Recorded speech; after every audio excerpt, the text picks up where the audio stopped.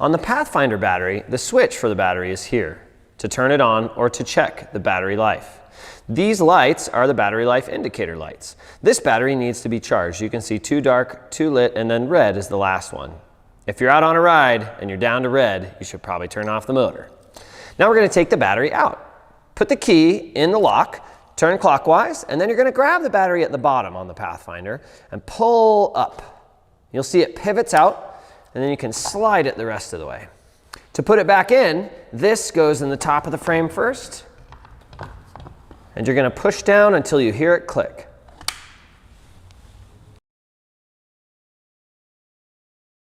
On the Cosmo, the battery light is a little bit different. You can see a B, a G, and an R. When you press the Cosmo battery button, it will show you a color depending on the battery's life. Blue is full, green is moderate, and red is nearly empty. You're going to turn it clockwise, and on the Cosmo you'll see the battery pop out. Then you can pull up and down and get the battery out. To put it back in, make sure these go in the top, slide them up, and push until the battery clicks.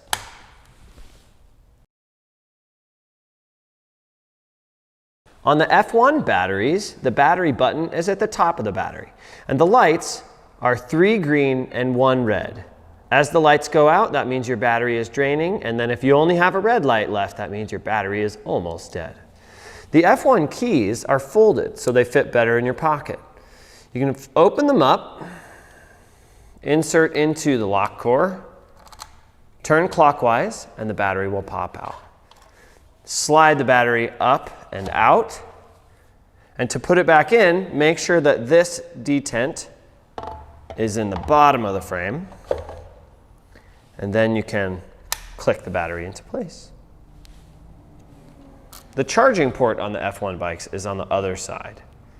Another rubber door, you can charge it on or off the bike, and when you're done, make sure that little rubber door is closed. On the i6 batteries, the battery button is at the top. Press it to see how much battery life there is or to turn on the bike. To remove the battery, we're going to stick the key in, turn it clockwise, and on the i6 batteries, there's a handy dandy lever. You're going to pull away from the bike. The i6 battery doesn't lift up and away, it just pulls away. To get it back in the bike, you're going to make sure this detent fits in and slide it towards the bike till it pops. The charging port on the i6 battery is at the bottom. Like our other batteries, you want to make sure that when you're done charging, the charging port door is closed.